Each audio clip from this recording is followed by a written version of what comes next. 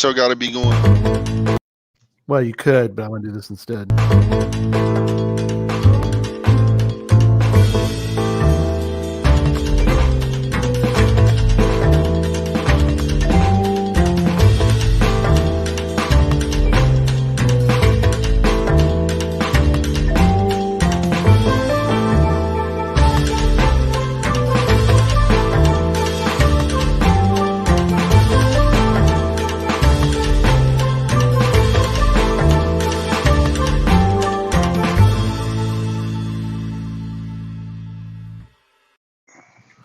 Hey everyone, it's time for Puzzle Talk, the geocaching puzzle podcast brought to you by the Geocache Talk Network. If you'd like to become a patron, click on the Become a Patron link on the front page of the Geocache Talk website. It's the little heart. Or you can head over to patreon.com/geocache talk for more details. Patrons get the now famous blackout coin and other geocaching items during the year, as well as bonus content, invites, special events only for patrons. Support levels start at as little as Bison Tube level, just $3 a month. And here are your hosts, Charles Watkins and Tom Brotherman. Good evening, gentlemen. At what level do they have to support that we will drive to their house and fix them dinner? I think it was $100 a month. And then you can go do it.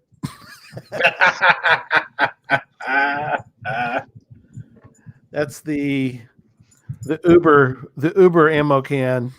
It'd have to be more than that, but that's quite a bit per year. Come on now. Yeah, but if I got it, well, okay. If I'm only going to fix some dinner once a year, then okay. Okay, there you go. So there's that. All right, let's offer valid in North America only. Wait. If wait a minute. Like you're missing out here on an opportunity to go to Europe or to Australia. How much does it cost to go to Australia from here? Jesse said he was buying the plane ticket. Okay, well then we're good to go. Of course, if we try to go to Canada now, we're going to be criminals. So I don't know what he's going to do with the CFO when she finds out about that. But yeah, really. Exactly. Hey everyone. All right, let's do a little bit of news, and we'll get jump in. We got a lot to cover tonight. A lot of cool things that, and one that's frustrating, Tom, that we'll briefly discuss. No, we won't. That's for another show, but is what do you do when you can't figure a puzzle out, and you ask? I guess you could ask. There you go. You could ask Charles, and Charles has a funny comment, so we'll talk about that here in a minute. So, all right, news first. A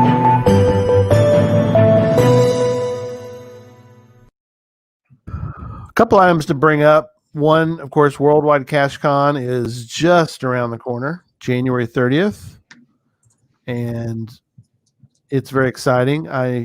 Hopefully everybody, there you go, Worldwide CacheCon 2021. Coming to your internet connection near you. Wherever you're going to be. Are you going, Charles? I think I'm going to go. I'm going to try to. I put a will attend in there. It's tentative. Exciting stuff. We've got a lot planned starting at 10 a.m. on Saturday, 10 a.m. Central Time. Adjust your clocks accordingly. It came out today on the blog, the logbook, the geocaching logbook, along with something else. Did you guys see and I'm going to bring it up as I talk about the fact that Worldwide CacheCon was mentioned in there, which was great. And that is generating a lot of buzz. I don't know if you noticed there was a new. What's that? Did you see the additional cache that's going to be available? Yeah, that's what I was about to talk about. I was going to bring it up. All right. Yeah, you're good. And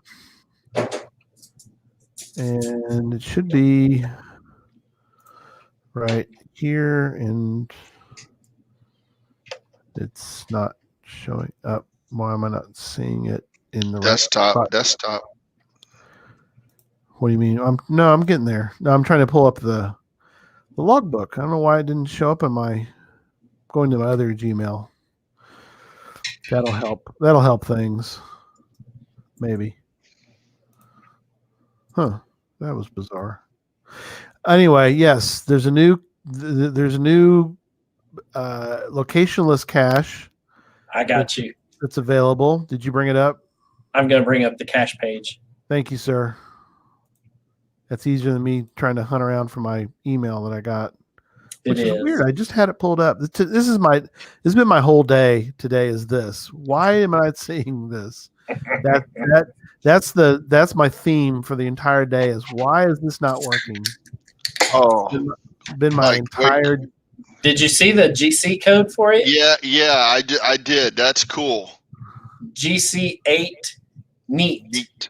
GC8 neat. Yeah, I like it. And so, Gary, what do we have to do to be able to claim this? This is a cool thing, I think. What do y'all think? So I don't know. This is the first I've seen it, so tell me. Oh, okay. This is to help, sort of like a CETO. You're going to do a personal CETO, and you have to give them information about where you were, where you found it. Show them a picture of the trash you picked up. There it is. There's the logging tasks there. There you go. I have 3 dogs and 2 cats. I do a CETO at least once a week in the backyard. Exactly. Yep. So you got to participate individually or in a small group. And here's the caveat, to check with current guidance from your public health authorities. The possibilities are endless, but could include cleaning up garbage in your neighborhood or your favorite walking path. Or join an existing community effort to remove invasive species, plant trees, and improve parks. Yes.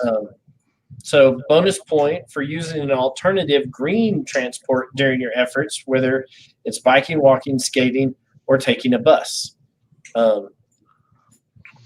So these are the logging requirements.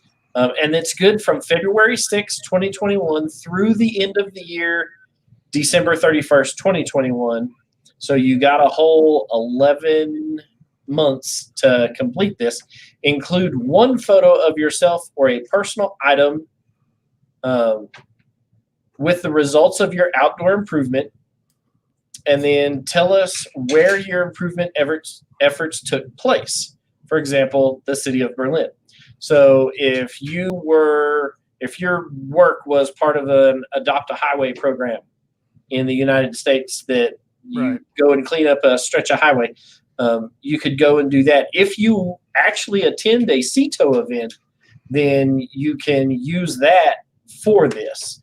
So you can log a CETO with that. And so any kind of personal swag item, again, like the new virtual caches, you don't have to have this part of you in the photo. Right. They can't require that. That part of you in the photo, or oh, look at that. That's cool. Oh, look at that. Wait, hang on a minute. Let me get that. Let me bring that thing up. Let me see. Oh, look at that. And my green screen's working overtime tonight. It is. A personal swag item of some kind, regardless of what that may or may not be. An invisible coin. There you go, a coin. So any of that in the photo, and then in your log, describe what you cleaned up and how you made an improvement. So if you were not able to attend an event where the signal banner or signal was for the signal locationless cache, this gives you another opportunity to do that without having to attend a large gathering where that may be prohibited in your country or region. So there you have it. And since you mentioned it and I haven't logged it, what was the one for signal? GC8 Frog, FROG, FR0G. Yep. So, because Lori's asking if there's a CETO at Texas Challenge. There should be, right? there will be there will be a. I'm about 99% sure there will be. It should be Sunday morning, after the mega event, before everybody goes home. Before the winners are announced. I think it is after the winners are announced. So they do the winners, and then go and do the CETO at the city park there in Cisco, Texas. So there will be a CETO, and that's good because it gives you the season one of. It's like it'll give you the season one souvenir. So you could do all in that one weekend. You could get a mega community celebration event.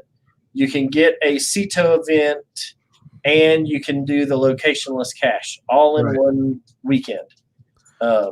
Right. So it would be kind of neat if you plan this around a mega that had something like this to go in. Oh yeah, you could string out some. Try and get a bunch of icons in a day where a locationless cache was achieved on that day. So you kind of have to do some work because there are no close webcams, but you could string 10. Yeah, I mean, there's where I goes. Nine or 10, probably, if you worked real good at it. You count Adventure Lab as a different. I wish there was a different icon for Venture Lab, but there isn't. Yeah. So food for thought. But this came out in the logbook today. And so it is always good to see Groundspeak got a huge, I don't want to say pushback. They got a lot of encouragement to do another locationless cache. Yeah. And so with a bunch of new cachers coming in, especially during the COVID time frame, and not being able to attend mega events because the Texas Challenge mega event last year was the last mega event to be held, and that was in March. So there were no more mega events after March 15th. And so being able to get the signal locationless cache became more and more of a hard thing to do. So this is their way of giving back to people who maybe weren't able to get to a mega event or a big event to log that. So hopefully Groundspeak is listening to us with some of the stuff that is coming out right now, and will be a good thing moving forward for everybody. Yes. Well, also came out in the logbook, of course, was the Worldwide Cache Commons mentioned, which was great. So,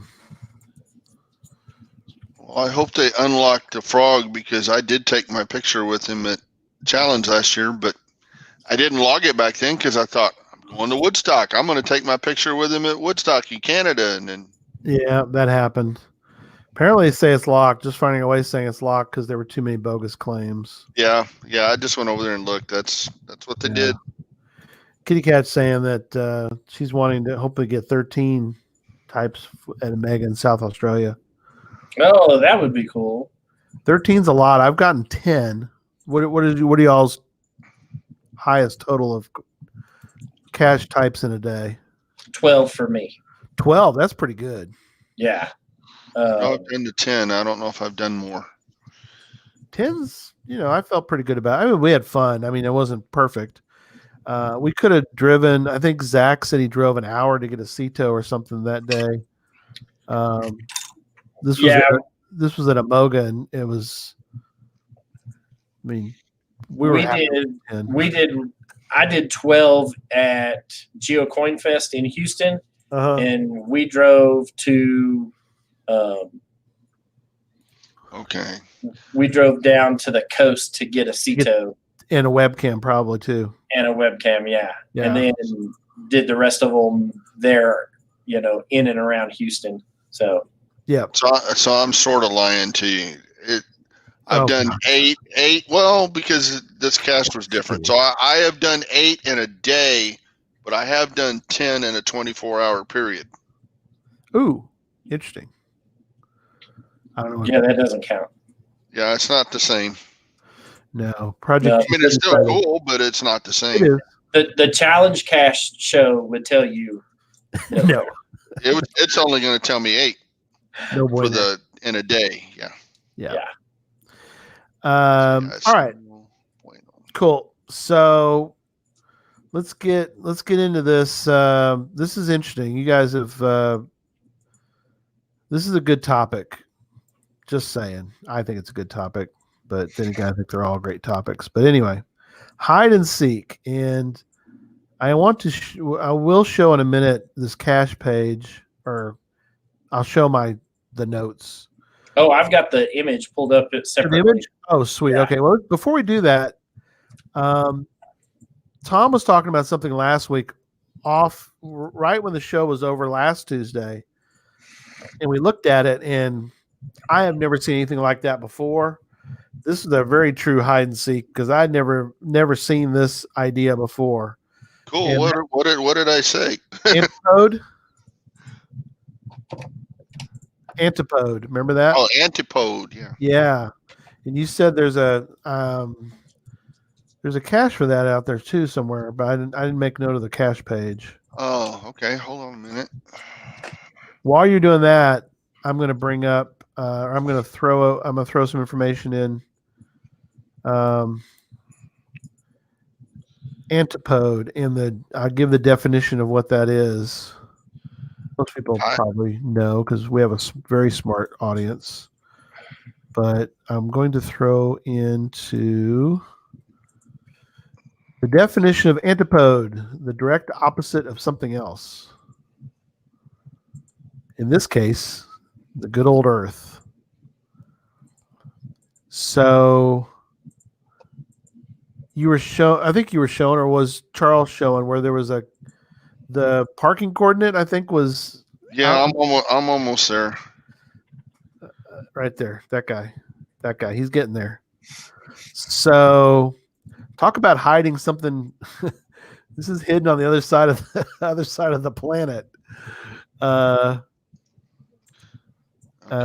Okay, cool. You want me to share it? Let's see. Yeah, Bill says he has a multi based on that as well. That's a cool idea, Bill, to have that. That's a great idea. Let me kill my banner. Yeah, that's the one that we were talking about. So I was going after this one for Texas Winter Games because, as you can see, only 2 people have solved it. When you get back here to the solve date, our first person who solved it was in 2017, and I didn't find it until 2020. So I use this in part of the Texas Winter Games. Oh, look, somebody else found it out. Texas Winter Games, yeah. Very cool. So kind of walk people through this puzzle as far as what we're seeing here. What could they do to make one? And well, as I was going through this, you read the typical. It's not at the posted coordinates, and there's all this stuff written here that's not going to tell you a thing. And looked at source code. I looked at all the usual suspect stuff, and then I got to here. Pizza in this parking area. I mean, you could dig a hole to do that. Let us know if you do that, by the way. I'd like to go watch a little bit. But anyway. And it even gives you a hint with it here because here's where the cache is and here's where the parking coordinates is. And it's like, what's the deal with that? I love the parking coordinates. So, yeah, you need the antipode of the parking coordinates to get this one. Okay, yeah. Jeff was saying that puzzles based on antipodes could be tough, though at different calculations. Yeah, I see what you're doing. I see what you're saying, buddy. Yeah. Well, yeah, but this one had a checker, so you can check and see if you're right. Yeah. What's interesting is not many people even checked the checker. No, you know what? That is kind of funny because obviously only people that checked are people that checked it. I guess this one would have been here. Yeah. There would have been a checker back then. I checked it. Sure. Well, might as well. Why don't we just do this and see who checked it? Okay, so it wasn't back then. So that first person, I don't know if they solved it the way I The did hard or way? what, but Well, they probably might have figured it out. well, but he says it had a 4 or 5, and he had changed it, something with it. Right.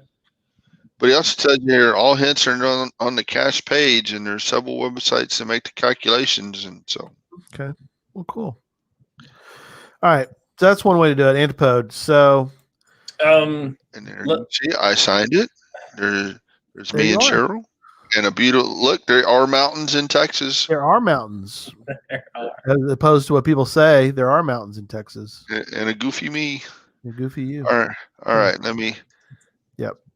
All right. So this is another thing that was brought up about last week's show, and we can go in and update the notes for it. But Chihuahua Jill and Buzz82 both sent me the same link to a jsingler.de/apps/LogiKloser website. Who's the loser? Well, and so what this is it is a tool that will help you with logic puzzles. If you don't have a grid, it will build a grid for you. If all you have to know is how many people you need and sports they played and jersey numbers they had or whatever the case may be. Logic was, right. But this was, and I've looked at it a couple of times, and it's a phenomenal little helper to help you solve that. So shout out to Jill, Chihuahua Jill, and Chihuahua or Chihuahua? Yeah, Chihuahua. And then Scott, Buzz82, both of them sent in that. We appreciate that. We will put that in the show notes so that other people have access to that as well. It's a handy tool to use. So there you go. We can send it to Jeff. He might be able to put on WikiBruce. Yeah. Keep adding to the WikiBruce. So Jeff, we're going to send that to you, and buddy, if you can put that in the tool of all tools, the wiki of all wikis. By the way, they're saying that the geocaching toolbox has an Antipode menu, so that's cool. Thank you. Everybody's on board with that. That's great. Thank you. All right. Where are we headed to now, Charles? I can share my screen 2 with you. Okay. Question mark? If you'd like. That is the yeah, I like this. This is so I put together oh yes, is it no longer WikiBruce? Tools.cachetheline.net. Okay. I like the sound of WikiBruce though. I did too. Can we keep the old link? Hopefully WikiBruce still works because I like that one because just the name sounds kind of funny. I'm going to check it. Does WikiBruce still work? All right. So this is the picture that Gary threw up in the show notes. No lie, I was traveling to and from Texas this last weekend because I went to attend an event. I know that there are a lot of geocachers that don't know exactly what an event is because we haven't had them in a while. That is a gathering of 2 or more geocachers in one location. That wear blue shirts. Yeah, this one was for the Texas County Challenge. But so I spent my weekend driving and didn't get a chance to contribute to the show notes. So now that I have my contribution to the show up on the page, I'm going to shut up and let y'all talk. You're fine. Yeah, ironically, I didn't go to didn't have the opportunity to go to the event that you came all the way. I mean, you almost passed my house. Not really. I'm further east, but I went 1,020 miles or 1,700 kilometers for one event. Right. What would have been another 200 miles over just to pick up Gary? Just to come get me. Yeah. I know. What's going on here? Hey, Darren. Afternoon. afternoon. Hopefully everything's going well in Wednesday. I got it right. See, I'm on top of things. So this is a nice little display of possibilities, and the person that created this also kind of labeled them 1 through, was there 12 of them, I think. And what's cool is that they give some ideas, and you guys, we'll go through them, fairly quickly. You can tell me what you guys think. Of course, the first one is the title. And here's what he wrote. He wrote, often used for hints. Try an internet search for some or all the words. It may contain wordplay. For example, an anagram or an acronym. I mean, that's sort of puzzle 101, but some people miss that. That is true. I assume everyone has probably created one. I have a puzzle, actually. I don't have many, but I'm starting to put more out. But I have one that the cache name is Mando and the Child. Well, if you're not up on Star Wars, then you need to just go Google it, right? As Tom would say, Google is your friend. And but if you know what Mando and the Child is, that's your first clue as to where to go, based on the information that I provide. I pretty much I'm kind of giving it away in a sense, I guess, but it's not a hard puzzle. But I'm going to rub salt into the wound that you didn't go to that event Sunday. Thank you. There was 2 Star Wars puzzle caches right there at the. Yeah, and I love that area. I mean, did y'all get you some barbecue? Yes. No. You did? Good. Did you go to we drove right past Franklin's barbecue in downtown Austin. That was by Franklin and the 7,000 people that are in line out there every day. Yeah. They were closed, but we got some at another barbecue joint, so cool. It was all good. Yeah. Oh, he edited it. Thank you.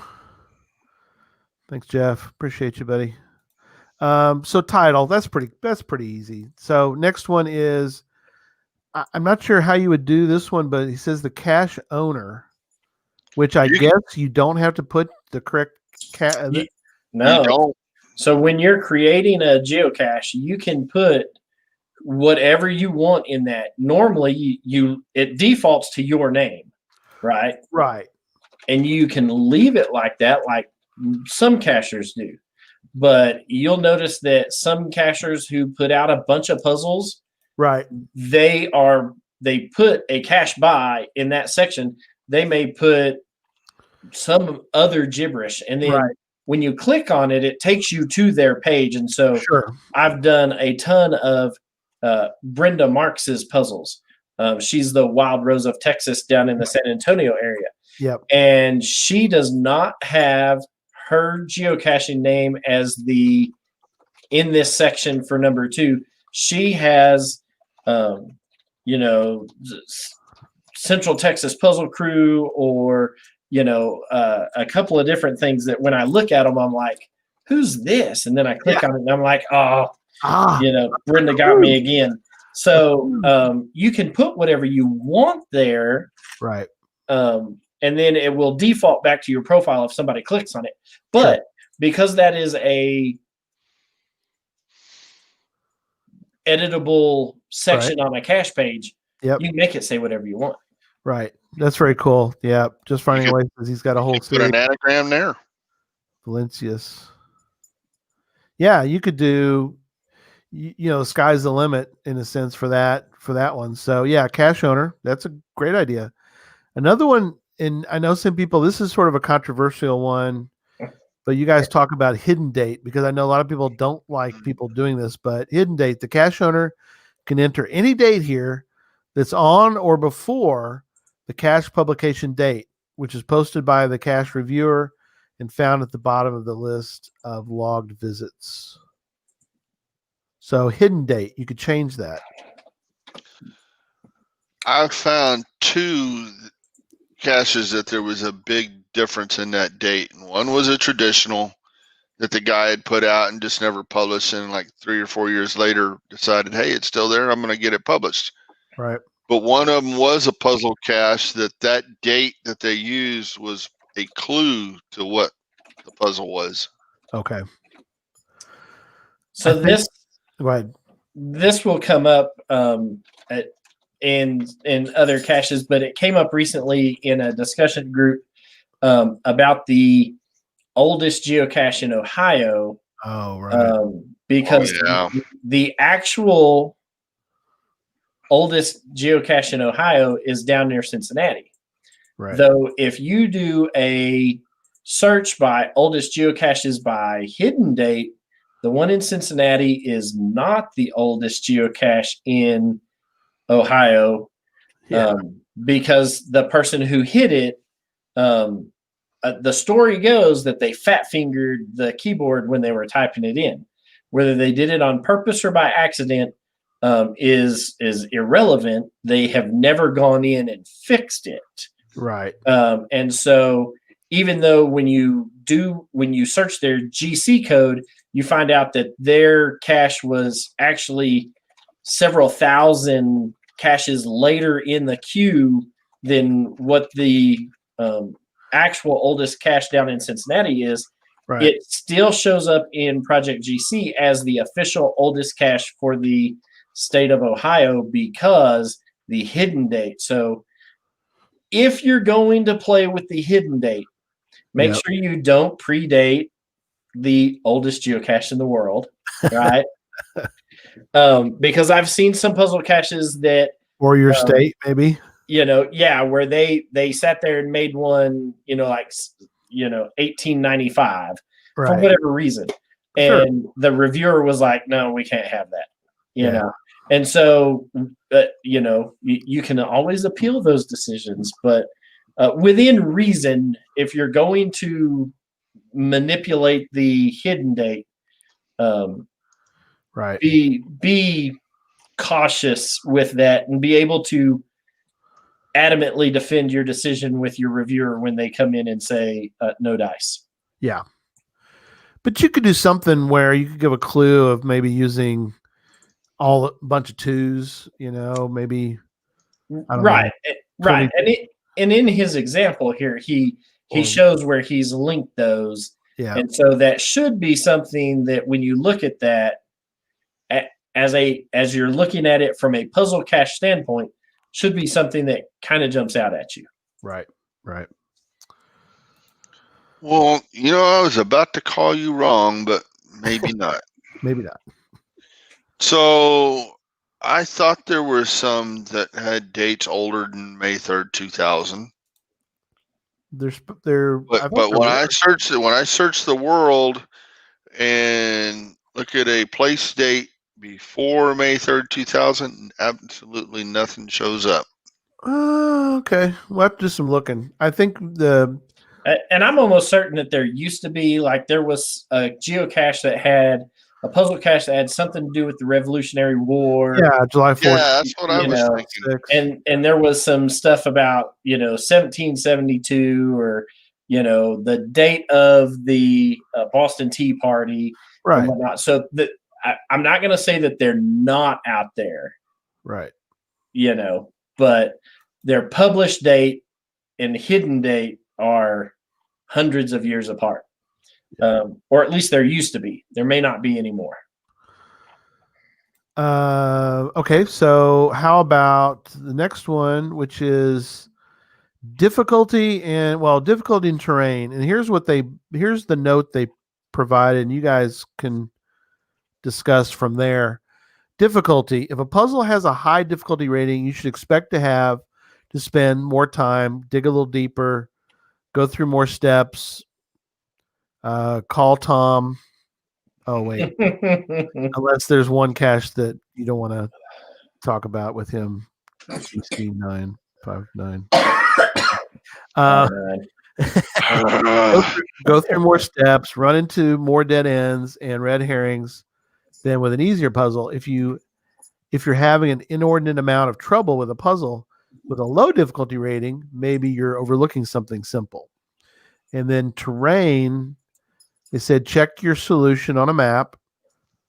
And then also says if it puts you in a spot radically different from the terrain level, then you may be incorrect. So that's not really places to hide cache information, I guess, but it's more of a food for thought, I guess. I don't know how you want to put that, but yeah, if you're going to do something like that, then you kind of need to leave. I say this, you don't have to do any of this. yeah, you don't have to do any of it. There's food for thought. I'd probably leave a breadcrumb somewhere else in the cache page that sent you back up to looking at the difficulty or terrain, at the star ratings for whatever reason. Yeah. Yeah. Next one, a related web page. This isn't on every cache page. It's easy to overlook, but if it's there, there's probably a reason. So on a cache page, if you go look into the descriptions, and this is something that's probably a cool idea, is you can put a description talking about some topic, but yet it has nothing to do with. This is something Tom would definitely do. Tom, you've probably done this before, where you talk about something completely different, and then down there's a link to a website, and you go to that website, and what do you know? That's the information you really want, not the stuff in the cache description. Yeah. No, but you just put an idea in my head. Perfect. Can you still do the related web page? I thought there was. Is that kind of gone? They won't let you do them now. This may be. I thought you could. You can put a link to a web page, I think, can't you? Hey, You can't do third party picks unless you actually move like I have an Earth cache that I had to move my pictures onto the geocaching website. I couldn't go to a third, but you guys know that you can't put on a third party. I thought that went away. I'm almost certain that went away when they did some other stuff. Yeah. You can't do it anymore. And just finding our way is saying, go ahead. You just can't require a download. Which is, I don't want to say that that's incorrect, because I've seen caches with audio files embedded in them, and you have to have a disclaimer on there if for whatever reason you have to download something, then you have to put something on there that says that you verify that it's not malicious, but it's always download at your own risk, yada, yada, yada, this, that, and the other. And and Dan's came back. Number 6 did go away. It's still there on a lot of old puzzle caches. So you just can't use it anymore now. But you might run across one, though. Yeah, you definitely will run across them. I've run and they're still out there. So pay attention to number 6. Just know that you can't use it anymore when creating a new one. Yeah, because that's what creating a new one. Huh? So you can make them go to audio, but you have to tell them why on an audio file. Right. Well, and most of them tell you that any of those media files, you have to have there is a disclaimer that you have to have. And you have to tell them that you put it there and that it's not malicious. Yeah. But you still download at your own risk. Yeah. Okay, cool. Next one is the posted coordinates. Obviously, sometimes these point to a place on the map that may act as a clue. Occasionally, these indicate where the final actually is. Consider that option if the cache is not at the posted coordinates type of statement on the cache page. When you have the puzzle solution, you can save it to the cache page by clicking on the pencil icon next to these. Yeah, we should know that. But yeah, so this is an interesting idea. If you're building a puzzle around something, the Alamo, and your posted coordinates are in the Alamo, and that's the final clue that you want to give to somebody, like they need a 5-digit,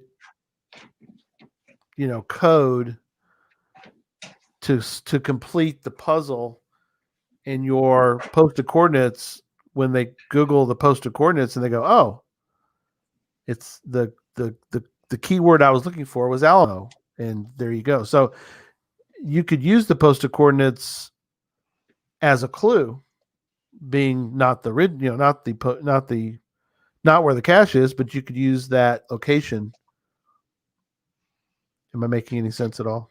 Yes. So I have done that with one of mine, cool. where the posted coordinates take you to a bench at the base of a flagpole.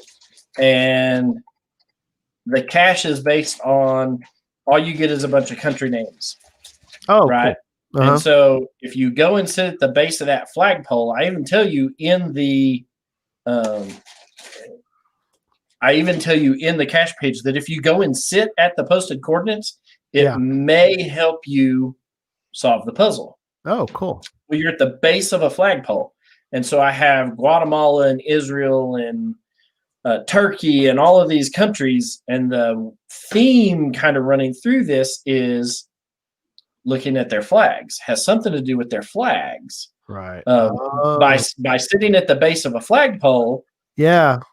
And looking. And so I tell you to go to the posted coordinates, have a sit, look up and ponder what you could, sit and look up, and you're looking up a flagpole. And so hopefully sometimes that clues a cacher into something, and it's something that you can do on Google Earth. And so I will oftentimes do that, take the given coordinates for the puzzle, throw them into Google Earth, and then take me a look-see around and see what I see. Very rarely now, if you're, in the US or whatnot, are you not going to have, a Google Earth image that you can use, or a Google Street View from their little Street View car. So, right. That's awesome. Next one is other conversions. Remember that sometimes your solution may be in other coordinate formats. And they put a note says, although this feature is no longer available on cache pages, I didn't know that. I think it is, isn't it? Let me go to a cache page. Well, you get UTM. Right. So they don't give you the other conversions anymore. Right. But fear not, because your Puzzle Talk hosts have put that in. We've given you several different coordinate converters to change formats into different coordinates. Right, Tom? Yep. Busy Talk's one of them. Very cool. I believe Geocache and Toolbox has got it. Awesome. Yeah, there's a couple of them. Next one is favorites. Now, I'm not sure. I'll read it to you, and you guys ponder this one. There are so many caches available that I'm unable to get them all, so I prioritize. One way I do this is by looking at the number of favorite points a cache has. I figure that if a cache has several favorite points, must have something good going on, clever, bug, et cetera, et cetera. So, he's just telling you that it's got a lot of favorite points. It's a good cache to look for. Anything to hide there. I don't think there's anything to hide there. That's the unfortunate part. I don't know why he put that. Well, it's a combo. This is the combo one. All right, next one, gallery. That's pretty obvious. Gallery images in the gallery may have hints. A previous cache in the series that he had. Pictures tell about a few ways info may be hidden in pictures. Right, and your gallery image can also host your background image. Right, and something Jeff mentioned it in the top was that Background image can be quite useful for a puzzle. Yep. It's right there. You usually see it, tiled, so you can see it over and over again. You're like, I'm trying to tell you that it's about a shark, and there's sharks all across the page. The clue I'm giving you is shark. Do you not see the sharks? Is that? But you can be more subtle. You could size it right. You could have a white box with the coordinates vertical in it, in the middle of it, and if you size it right, Yeah. when it tiles, it won't show up anywhere. Ooh, Yep. tricky. And Yeah. you don't have to host it on the cache page. You can host it on an old archive page of yours, or Yeah. Well, and they made it recently where you can't go in and edit any of your archive caches. So know that if you're gonna do this, you need to do it on an active cache before And you then archive Before it. you archive That's it. right. Before you archive it. Jeff saying you can only see the background image on the desktop view when the browser is wide enough. Yeah, that's true. You do get a little different look. You get a little bit different look based on a cache page, based on a web or where Yeah. you're looking at it. Dan says one of them, but part of the solution needs a couple trackables descriptions that I put in the cache. Yeah, that's a great idea too. I don't know if those in there or not. It's not on this, but I was thinking the same thing. Yeah. I've seen a couple of puzzles, and it's funny because you'll see some cachers who get in there that solve the puzzle, which means they had to go to the Right. trackables page to look at it. Right. And then they complain in their log that the trackables that were listed in the cache on the cache page aren't really in the cache. And and I'm like, but that's because it's part of the puzzle. It's part of the puzzle. Yeah. They can't leave, or then you wouldn't be able to solve the puzzle. But I have in the geocaching puzzle talk group, or the puzzle help group that I'm in, I have seen that more than a few times. I just wish that the cache owner would go in and mark them as missing. Well, he can't really do that. Yeah.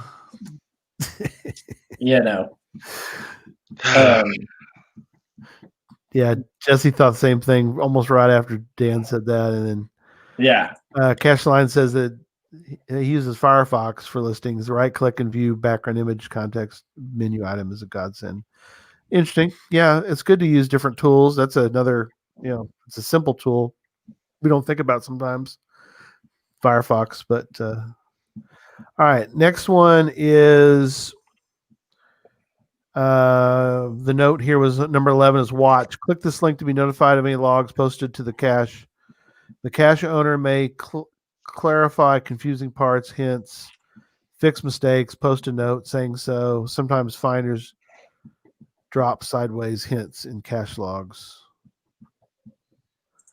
I don't know what you could do with a watch. It's an interesting idea. I do. Okay. For all of those reasons that were just listed, right? So if you have a cache on a watch list, you get a email notification every time somebody finds it. Yep. Every time somebody DNFs it. Every time the cache owner goes in and does maintenance or moves it or posts some update to it. And so if you've got this long forgotten puzzle that you have been working on that you put on a watch list, and then all of a sudden some finder drops a sideways hint that you then have been able to and recognize, I see what he did there, that can lead you down, right. Previous finders leave breadcrumb trails all the time. So, right. It's just an update that there may be information. Like if somebody solves the puzzle, you could go out to the cache page and go, oh, they solved it. Let's see if they left a little info behind that I might be able to use. Yeah, I heard Tom goes in and deletes all of those logs that give subtle hints on his difficult puzzle caches. No, but that's where I was about to go. Because I don't know that this would fly, but So you make a puzzle cache that there's absolutely nothing you can solve on the page or anything. But once a month you put note. something out to the watch list that gives the coordinates, and of course that's going to be a log on the cache page. And so the coordinates should be there for a minute or two, but then you can delete that log, but everybody who had it on the watch list would still get that email. Oh, Absolutely. Gotcha. Absolutely. I don't know that it would fly, but if somebody wants to take that and try to run with it. Casher Nick saying we had a CO that would send out the final chords once a week. So you had to watch the cache to get the final chords. Well, there you go. So that's exactly what I was just saying. Yeah, absolutely. That's truly evil, because if you can't find the cache through the cache page, but you have to just sit and wait, wait for you have to put a watch on it. That's an interesting idea, though. Mm-hmm. Wow. Well, I'll tell you in a week. Yeah. And all right. So there are lots of places to hide stuff. We're gonna use one of our co-members of the network to show you an example of number 2. Right. So let me stop sharing this. Okay.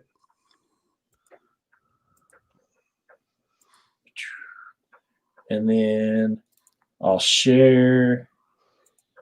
Home tab. Should be this one. Oh yeah. Right. So Sodak Zach.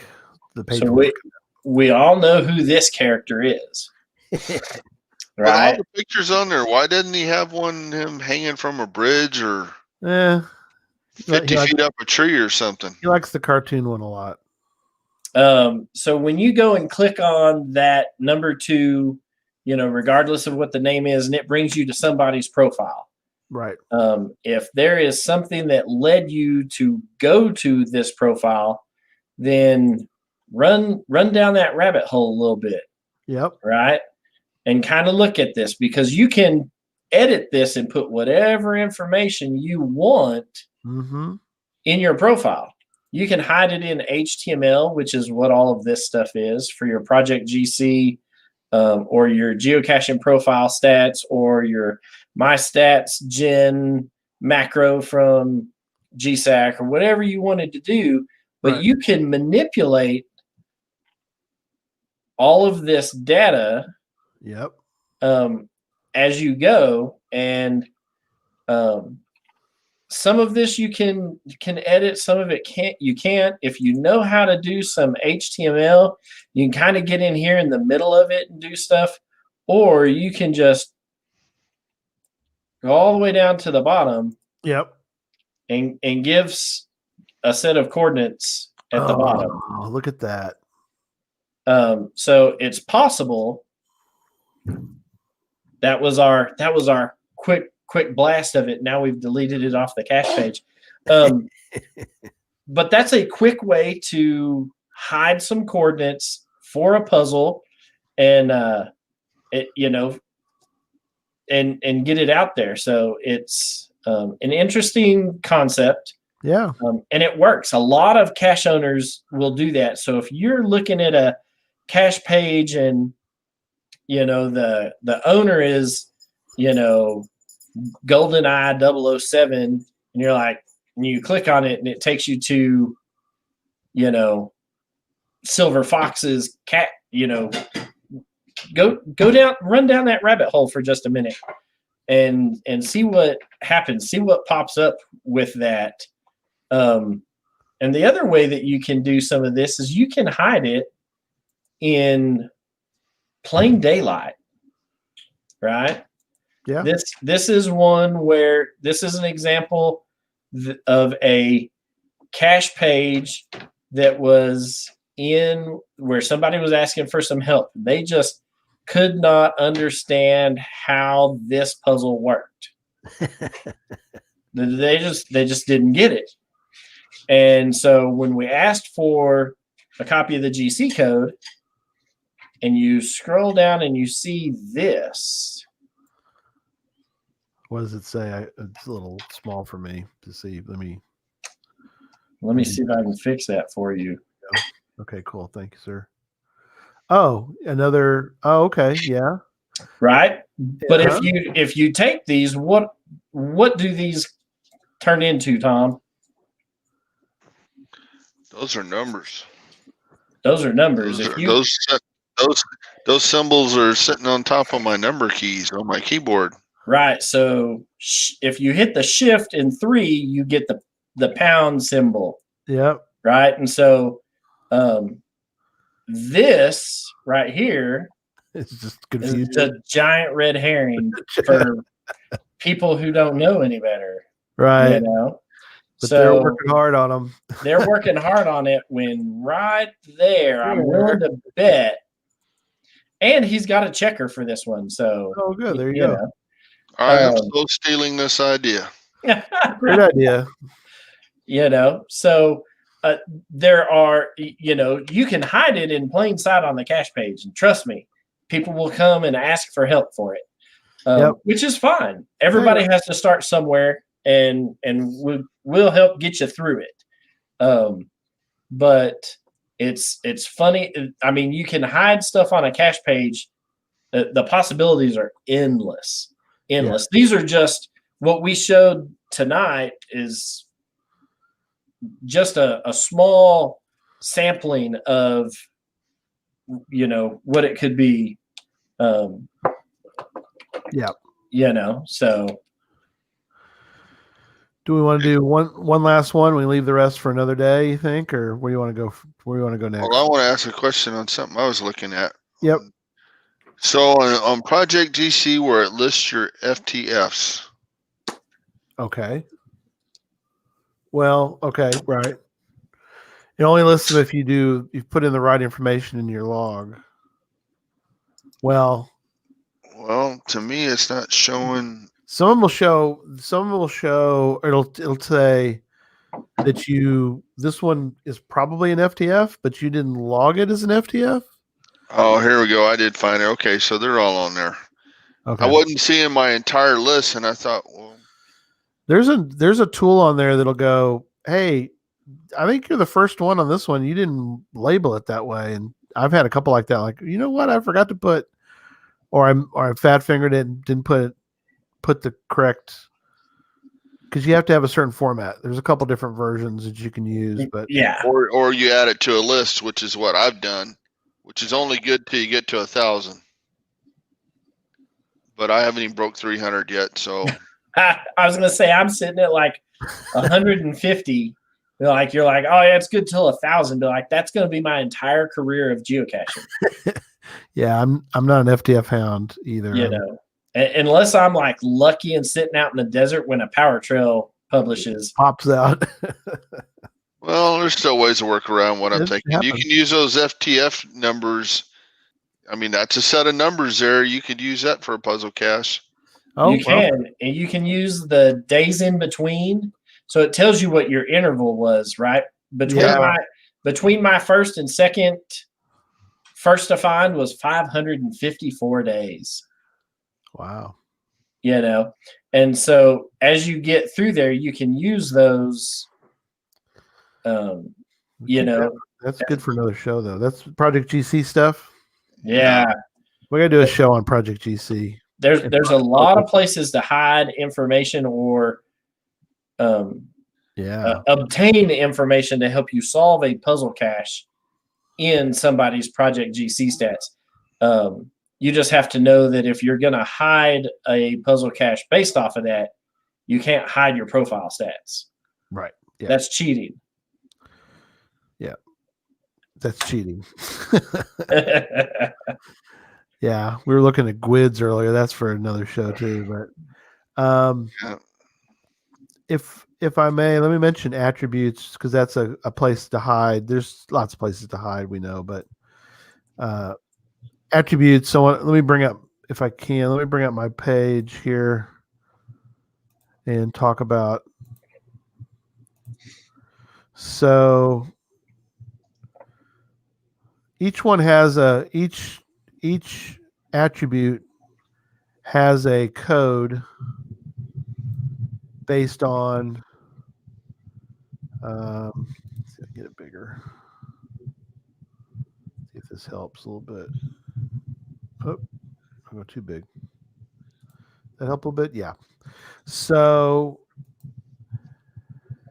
being the amateur puzzle solver guy of the group, I had noticed that there was a puzzle out in West Texas, and Susan and I were going out there for a trip back in whenever it was, June. I think it was June. And so, being fairly new to puzzles, I went out to look, and sure enough, there was a puzzle nearby, and it said attributes. That's the name of the cache, and attributes with an exclamation point. I thought, oh, maybe I can solve this one. And sure enough, I got started on it, and the attributes on the cache page, sure enough, were exactly what you needed, because each of these has a code by it.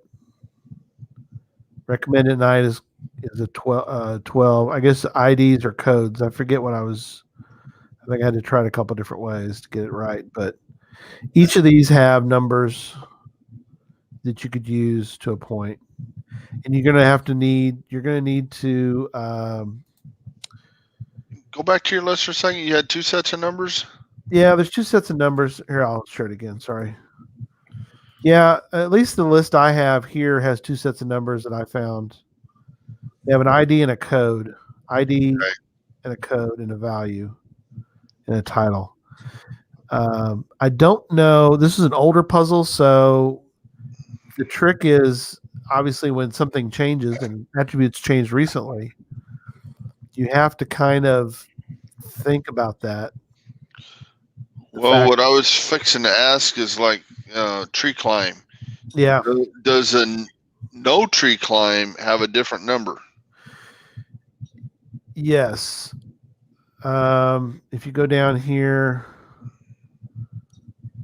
I think I get to the negative. I think if you go, field puzzle, wireless beacons, maybe not. I don't know. Because you could do a no field puzzle. So maybe you can do a no tree climb. Yeah, no tree climb. I do that all the time. I don't think the negative attributes have a value. Although they may. We'll have to do some digging on that. That's Tom's homework. Yeah. Well, I was looking. What's interesting on this too is you could Geocache has a macro for it because I downloaded it to do it, and it doesn't have the negatives. The negatives don't have a value, maybe. Anyway, I was pretty proud of myself. I actually figured it out. I'm trying to remember. I think there was a checker. Yeah, there was a checker. I'm pretty sure. Yeah, and Dan needs one, and he's not recommended for tourists. That's funny in itself, but does your list have number 106? 106. No, the list goes to 67. Oh, there's 65. So maybe I'm missing some for that. I just grabbed a list, and maybe I didn't grab the best list. Maybe that's a better way to put it. Maybe there's a better list out there that has them all. GSAC's got a 106. It says it's loggable only on open caching. Oh wow, is that an attribute? I don't think that's an attribute, is it? Well, they have it. Not anymore, but not a current one. Not a current one. Doesn't mean that it didn't used to be one. Interesting, but so attributes is kind of fun. It's something. I mean, I enjoyed it. I thought it was something a little different, and the cache was in a great, crazy location. And you guys have all been there where you get to the location. This was down where you come off the highway. There was a little there wasn't even a little pull off, but it went straight up a hill. So it was kind of a cool place to be, because nobody, you were completely alone. You can't see it from the road. But I knew where to turn because I knew where the cache was supposed to be. Pulled up in there, and then of course, sure enough, what you got to do is you go back down the hill to get to the cache. So I stumbled down the side of the hill, get down there, a bunch of large rocks, and I'm looking, and you're like, oh, I know I've got the right coordinates. Do I have the right coordinates? I think I've got the right coordinates. I mean, you go through this whole thing in your mind, I know I've got the right coordinates. I did it on the cache checker. Why can't I find this cache? And then, of course, I found it. So, but it's funny how your brain works that way. You're like, of course it's here. Well, actually, it'd been a while since it'd been gone. So you're always thinking, well, I hope the cache is here. I went through a lot of trouble to solve this puzzle. But, it was fun. Solved a puzzle. It's always a good feeling when you go find the cache and it's there. Mm-hmm. All right, we're keeping everything else for another day because there's a bunch of other ones too. We could do a repeat sometime. Maybe yeah, we'll do. We can. I mean, it just seems like every time we do some of these shows, we're like, oh yeah, we dig something up for another one. Yeah. Or scratch the surface.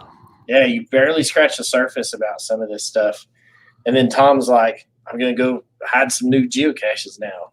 Yeah. Hughes saying some great ideas for me to look at for things and codes. Yeah, because that's the point. That's really the point of the show is twofold. One is to help you solve puzzles that you want to solve, but also not opposite, but the other part of it is for you to go hide puzzles using this information that we do every, twice a month. So cool. Are we done? We're all done. We're all good. All right. We'll see everybody. Let's see. Our next puzzle talk will be February 9th and 16th. Did I get that right? Correct. Okay, 9th and 16th, but we'll see everybody on the 30th. On a week from this Saturday will be Worldwide Cache Con. It's going to be great. We've already got a lot and still working on some of it. Memphis says, have a couple ideas of puzzles. I wasn't going to hide any for a while, but now you do. Oh yeah, you want the email address? Good. Thank you for mentioning that. I have it right. Right. Oh, somebody switched on me. Let me go back to Puzzle Talk. It wasn't me. I didn't do it. That was probably me. Puzzle Talk podcast at gmail.com. Send your comments, questions, suggestions for future shows. And for those who asked for the Where I Go code, it's coming here shortly after the show. Yep. Shirts are going to be soon. We're very excited about. Charles has been working hard on that, and I think this round one of our shirts are going to be awesome. I'm looking forward to getting this one and then trying to figure out how to solve the thing. I guess do we tell people that there's something special about the shirt? Maybe not. Maybe I just did that. Yeah, maybe. Maybe. There might be something really special about the shirt. So once those come out, I suggest getting you a shirt, get you a coin. We do note on the back of the coin, obviously, is a puzzle. Ooh. There is a puzzle back there. Hey, I'll throw in this deal on our shirts. If you buy a shirt with 3 holes in it, we'll throw in the 4th hole for free. Oh, that's awesome. That's great. Yes. And with that, I think we shall go. Sign off. Here we go.